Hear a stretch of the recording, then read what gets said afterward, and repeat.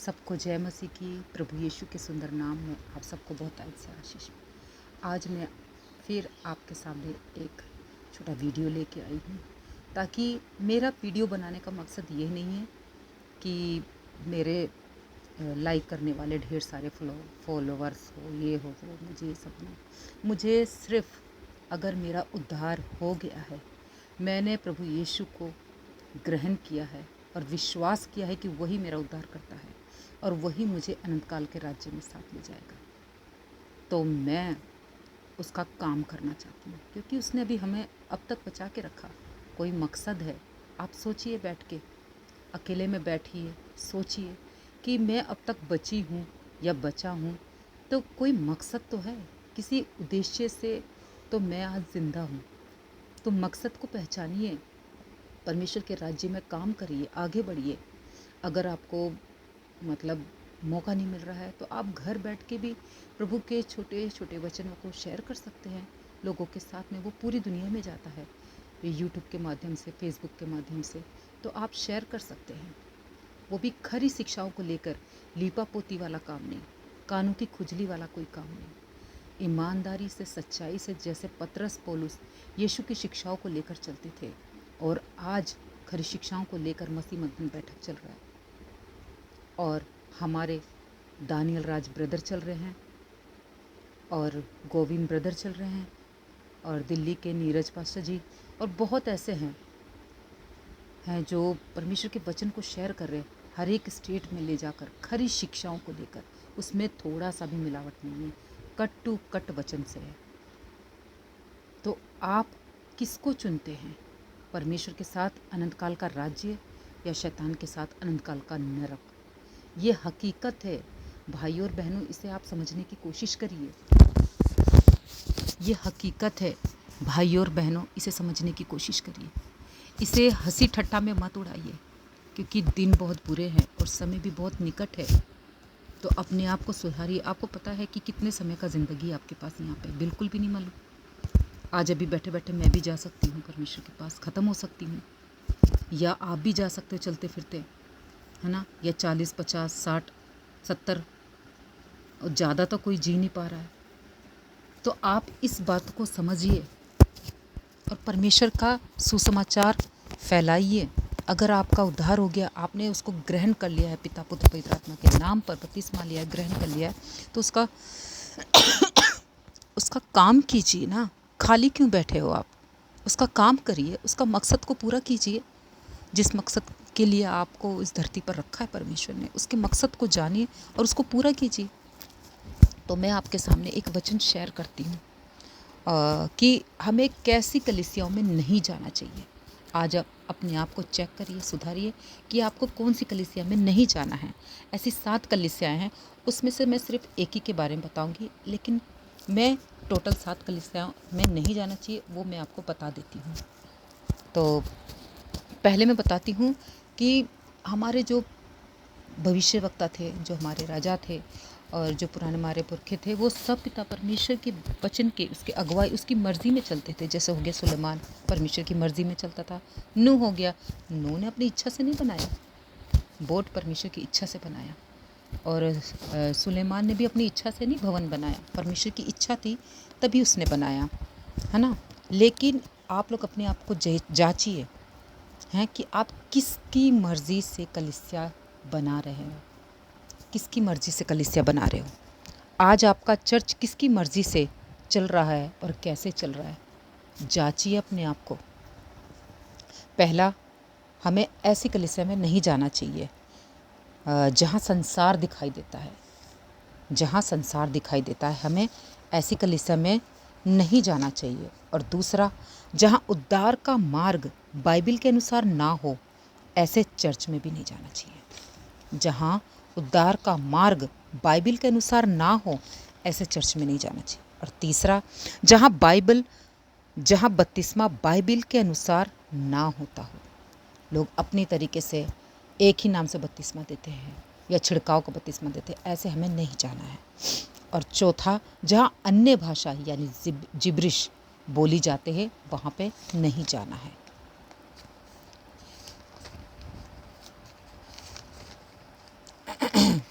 और 5वां, जहाँ महान आज्ञा नहीं सिखाते हैं, परमेश्वर की महान आज्ञा नहीं सिखाते, वहाँ भी नहीं जाना। 6, जहाँ पैसे को लेकर लूट मची है, जिनकी नज़र आपके पॉकेट पे है, आपकी कमाई पे है, वो चाहते हैं कि आपको जितनी कमाई है उसका आधा दशमांश करके मांगते हैं, तो ऐसे चर्च में भी आपको नहीं जाना है। और 7वां, जहाँ बाइबिल को संदर्भ में ना सिखाया जाता हो, वहाँ पे भी आपको नहीं जाना है। तो ये 7 बातें मैंने आपको बता दी है जहाँ आपको नहीं जाना है। चेक करिए आप कौन से चर्च में जा रहे हैं। आप ये मत देखिए कि मरने के बाद मुझे कब्र स्थान कहाँ मिलेगा, मेरे परिवार मेरे बच्चों के लिए कैसा होगा, या बपतिस्मा कैसे होगा, या जो भी चर्च से जुड़ी हुई बातें हैं वो कैसे होगी। खरी शिक्षा में आइएगा तो आपको ये सब चीज़ उपलब्ध कराई जाएगी। वो सब चीज़ का जिम्मा खरी शिक्षाओं को सुनने वाले जितने भी सदस्य हैं, जो पास्टर हैं, उन्होंने लेना है, और हमारे उससे बड़े हमारे पास्टर दानियल राज है, उन्होंने लेना है। तो मैं आपको सबसे पहला पॉइंट बताती हूँ, ऐसी कलीसिया जहाँ संसार दिखाई देता है नहीं जाना। इसका मतलब है जहाँ सांसारिक बातें होती है, जहाँ उछल कूद होता है चर्च के अंदर, फिल्मी गाने गाए जाते हैं, है ना, उल्टी सीधी हरकतें होती है, हंसी मजाक होता है। चर्च में एक दूसरे को देखने के लिए आते हैं। आप प्रभु का वचन सुनने आते हैं कि एक दूसरे की शक्ल देखने आते हैं? तो ऐसे चर्च में मत जाइए। याकूब 4:4 निकालिए। याकूब उसका 4था अध्याय और 4था पद क्या लिखा है? हे वे विचारणियों, क्या तुम नहीं जानती कि संसार से मित्रता करनी परमेश्वर से बैर करना है? अतः जो कोई संसार का मित्र होना चाहता है, वे अपने आप को परमेश्वर का बैरी बनाता है। वचन आपको समझ में आ गया? याकूब 4था अध्याय उसका 4था पद, जेकब 4th chapter verse 4। तो क्या कहता है? हे विचारणियों, ये संसार स्त्री या पुरुष उनके सारे शब्दों उनके संबंधों को लेकर नहीं हो रहा है। हे विचारणियों या पुरुषों को लेकर नहीं हो रहा है, ये कलीसिया को कहा जा रहा है, चर्च के लोगों को कहा जा रहा है। आगे हे विचारणियों किसको कहा जा रहा है? आम स्त्री पुरुष को लेकर नहीं कहा जा रहा है, ये कलीसिया को कहा जा रहा है, चर्च को कहा जा रहा है। और आगे क्या लिखा हुआ है? संसार से मित्रता करनी परमेश्वर से बैर करना है। अतः जो कोई संसार का मित्र होना चाहता है, वे अपने आप को परमेश्वर का बैरी बनाता है। तो क्या तुम नहीं जानती कि संसार से मित्रता करना परमेश्वर से बैर करना है? कैसे? कोई पास्टर चर्च भी चला रहा है और सांसारिक भी है। हफ्ता में कहते हैं ना 7 दिन होते हैं, तो सिर्फ संडे के दिन वो अपने आप को ऐसे बना के आते हैं जैसे उसने कभी कुछ किया ही नहीं। वो पिछले 6 दिन में उसने कुछ किया ही नहीं है। Sunday, Monday, Tuesday, Wednesday, Thursday, Friday, Saturday मतलब क्या कहते हैं, बाकी के 6 दिन उसने कुछ किया ही नहीं है। 7वें दिन आते हैं जैसे एकदम पवित्र है, ऐसे बन के आते हैं। तो अपने आप को जांचिए, क्या कर रहे हो आप? अरे जो कोई संसार का मित्र होना चाहता है, वह अपने आप का बैरी होता है, खुद का, किसी और का नहीं, खुद का बैरी होता है। मत्ती 7:21 हमसे क्या कहता है?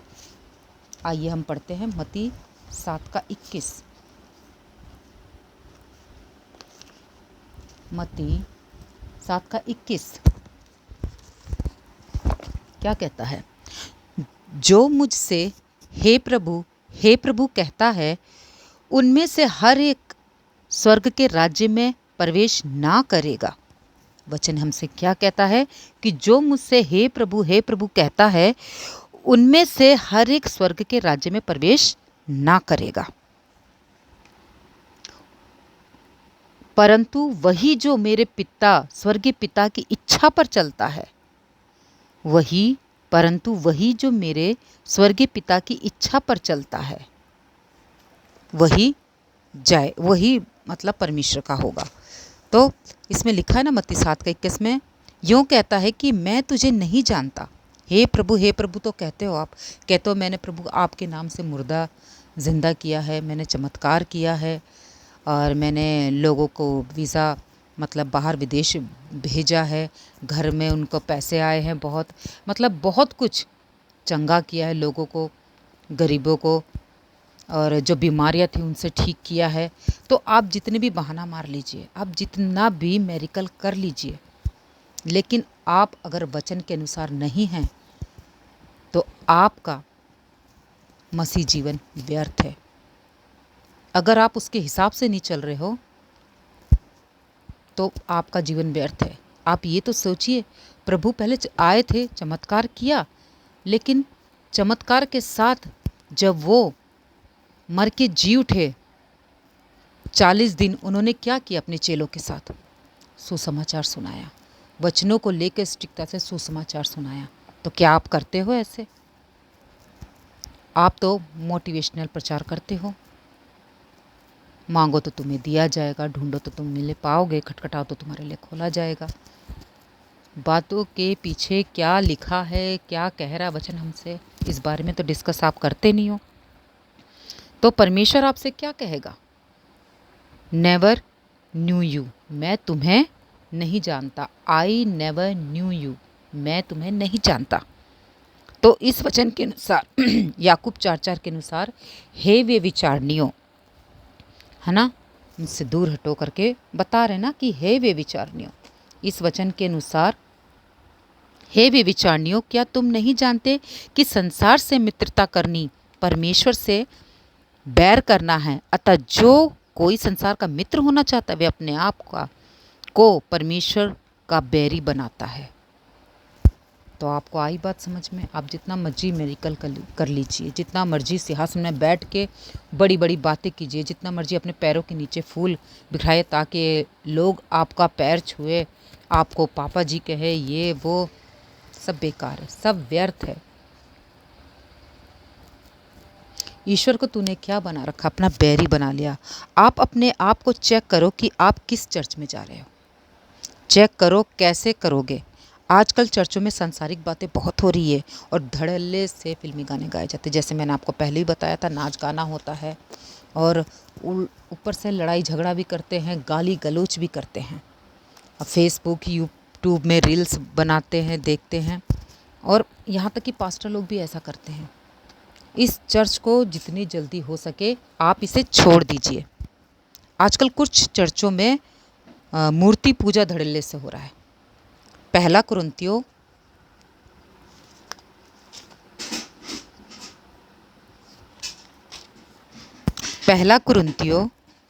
5वां अध्याय उसका 11 पद। फर्स्ट कुरिन्थियों 5 चैप्टर वर्स 11।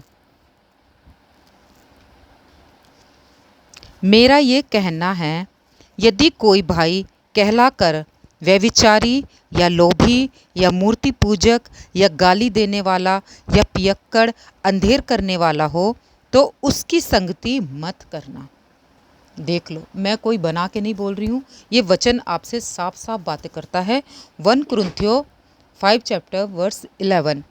मेरा ये कहना है कि यदि कोई भाई कहलाकर, आप उसको मित्र कह रहे हो और आप किस तरह से व्यभिचार कर रहे हो, लोभी हो, लालची, मूर्ति पूजा हो, गाली दे रहे हो, पीते हो और अंधेर करने वाले, तो उसकी संगति मत करना। क्या वचन कह रहा है? उनके साथ अपना रिश्ता बिल्कुल मत रखना। ऐसे मनुष्य के साथ खाना भी ना खाना। वचन हमसे साफ इनकार कहता है कि तुम खाना भी मत खाना। क्या कहता है वचन हमसे? कहता है कि खाना भी मत खाना। तो पौलुस ये सारी बातें लिख रहा है और बता रहा है कि ऐसों की संगति से कोसों दूर रहना। जो लिखा है बताइए आप क्या करोगे? मैं इसमें कुछ अपने आप से बनाकर तो नहीं बोल रही हूँ ना। ये वचन साफ आपसे बातें कर रहा है कि ऐसे लोगों की संगति नहीं करना जो मसीह हो के प्रभु के काम को कहते कि हम कर रहे हैं और उल्टी सीधी हरकतें करते हैं। दूसरा कुरिन्थियों 5 चैप्टर वर्स 16 क्या लिखा है? अतः अब से हम किसी को शरीर के अनुसार ना समझेंगे। यदि हमने मसीह को भी शरीर के अनुसार जाना था, तो भी अब से उसको ऐसा नहीं जानेंगे। एक बार मैं फिर रिपीट कर देती हूँ। दूसरा कुरिन्थियों 5 चैप्टर वर्स 16। अतः अब से हम किसी को शरीर के अनुसार ना समझेंगे। यद्यपि हमने मसीह को भी शरीर के अनुसार जाना था, तो भी अब से उसको ऐसा नहीं जानेंगे। तो अब से हम किसी को शरीर के अनुसार ना समझेंगे, मतलब हम किसी को आइडियल या इमेज या प्रत्यक्ष रूप से, मतलब जैसे आमने सामने हम नहीं समझेंगे किसी को भी। हमें किसी को आइडियल बना के उसकी आराधना नहीं करनी है, या किसी सच में इंसान सामने खड़ा है उसको रिस्पेक्ट करो, आदर करो, मतलब उसकी आराधना मत करो। और यदि हमने मसीह को भी शरीर के अनुसार जाना था, तो भी अब से उसको ऐसा नहीं जानेंगे। मतलब जब प्रभु यीशु मसीह बालक का रूप लेकर आए थे इस दुनिया पर, तो वो इंसान थे। अब वो चले गए और पिता परमेश्वर के पास में हैं। तो आप बताइए, वो तो ज़िंदा होके चले गए, अब हम उनकी स्टैचू को, क्रूस को लेकर उसको सामने रख कर उसकी आराधना करेंगे, तो ये क्या सही है? वो तो जी उठा है। हमारा आइडियल, हमारी जो बात करना है तो हमें वचन से बात करना है। वचन हमसे क्या कहता है, साफ तो इसमें लिखा हुआ है ना।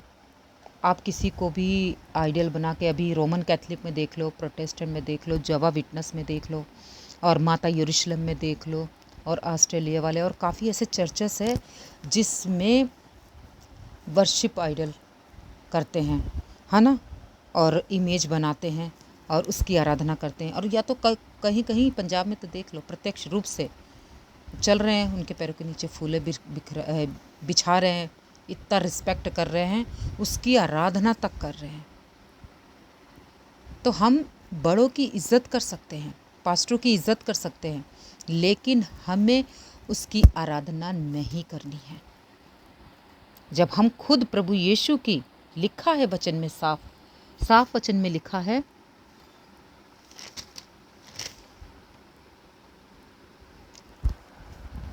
फाइव का 16 साफ वचन में लिखा है। मैं दोबारा आपसे इसलिए मैं उसको पढ़ रही हूँ ताकि आपको समझ में आए।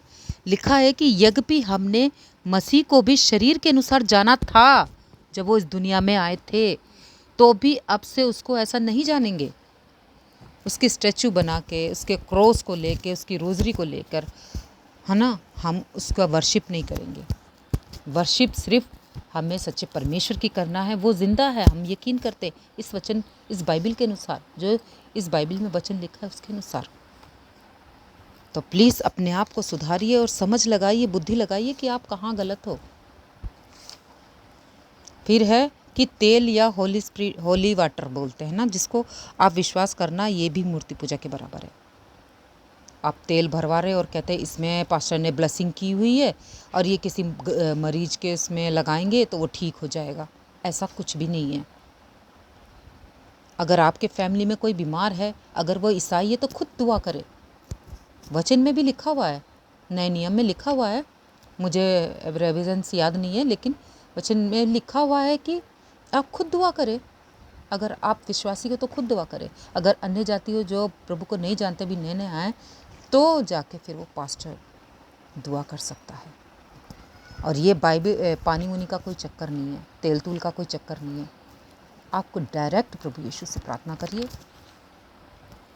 और वे विचार कलीसियाओं में धड़ल्ले से चल रहा है।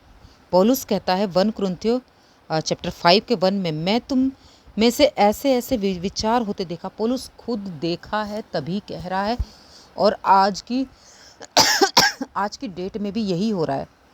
शायद अन्य जातियों में भी नहीं होते होंगे। पौलुस क्या कहता है 1 कुरिन्थियों चैप्टर 5 के 1 में, 1 कुरिन्थियों चैप्टर 5 वर्स 1, पहला कुरिन्थियों 5वां अध्याय उसका पहला पद, मैं तुम में ऐसे ऐसे व्यभिचार होते हैं शायद अन्य जातियों में भी नहीं होते हैं। तो वो उस वक्त ऐसा काम उस वक्त की कलीसिया में भी होते थे, कुरिन्थियों की कलीसिया में भी होते थे, और इस वक्त आजकल के संसार के आजकल के लोगों के बीच में भी हो रहा, कलीसियाओं में हो रहा है। सबसे पहला सेक्स बिफोर मैरिज, शादी से पहले सेक्स करना। फिर दूसरा है लिविंग रिलेशनशिप, शादी नहीं करेंगे लेकिन इस तरह से ही रहेंगे। फिर है एक्स्ट्रा मैरिकल अफेयर, साथ में ही रहेंगे, शादी के बाद भी किसी और से रिश्ता रखना, ये कोई सही बात है बताइए। फिर सेम सेक्स मैरिज, मतलब लड़का लड़की शादी कर सकते हैं, लड़की लड़की शादी कर सकता है, लड़का लड़का शादी कर सकता है, ये सब टोटल गलत है। और फिर है वॉच बॉर्न वीडियो, आप एक मसीह भाई बहन हो के ऐसे काम किस तरह से कर सकते हो? क्या आपको शोभा देता है? बाइबिल हमें बिल्कुल इजाज़त नहीं देती इन सब चीज़ों को लेके। बाइबिल हमसे साफ मना करती है, हे बेविचारनियों दूर हटो। तो मैं आप लोग से विनती करती हूँ, अगर आपके अंदर ऐसी कोई बुरी आदत है तो प्लीज़ छोड़ दीजिए। गंदी पिक्चरों को देखना और रिलेशनशिप में रहना, गंदी वीडियो देखना, ये सब परमेश्वर मना करता है। आप इसका बहुत भयंकर दंड पा सकते हो। तो अभी भी समय है, उद्धार का अभी भी समय, पश्चाताप का अभी भी समय। अपने जीवन को बदलिए, परमेश्वर के वचन को पढ़िए। जब तक आप पढ़ोगे नहीं तो आपको समझ में कुछ भी नहीं आएगा। आप ऐसे ही किसी चर्च में कैसे जा सकते हो? जब आप अपना फ्रूट जो आप खाते हो उसको चेक करते हो कि ये सही है कि नहीं, जब खरीदने जाते हो। कपड़े चेक करते हो कि कहीं से फटा तो नहीं है, फेड तो नहीं है, चेक करते हो कि नहीं। अपनी हर एक चीज़ें ज़रूरत की चेक करते हो, खाना पीना, दाल चावल, सब चीज़ चेक करते हो कि कीड़े तो नहीं लगे हैं, घुन तो नहीं लगा है ना। हर एक चीज़ों को चेक करते हो। तो वचन को क्यों नहीं चेक करते? वचन को भी तो चेक करो। वचन आपसे क्या बातें कर रहा है, कोई भी पास्टर क्या कह रहा है उसको जांचो। जो खरी शिक्षा आपको बता रहा उसको भी जांचो, और दूसरे चर्च के लोग जो सिखा रहे उसको भी जांचो। दोनों को जांचो कि कौन सा सही पास्टर है, कौन सा सही वचन को लेकर बात कर रहा है। तो मैं परमेश्वर से यही विनती करूंगी कि परमेश्वर इन सब वचनों के द्वारा आप सबको बहुताई से आशीष दे, समझ बुद्धि दे, आपकी ज्ञान खोल दे, आपकी बुद्धि खोल दे, ताकि आप हकीकत तो समझ सके और ऐसे चर्चों में जाना छोड़ दे जो आज मैंने आपके सामने रखा है। ये मेरे लिए नहीं है। और जो भी इस वीडियो को देख रहे हैं, प्लीज़ इस वीडियो को बार बार देखिए, चेक करिए और अपने आप को जांचिए, और वो हर बुरी आदतों को छोड़िए जो परमेश्वर पसंद नहीं करता। परमेश्वर बिल्कुल इजाज़त नहीं देता।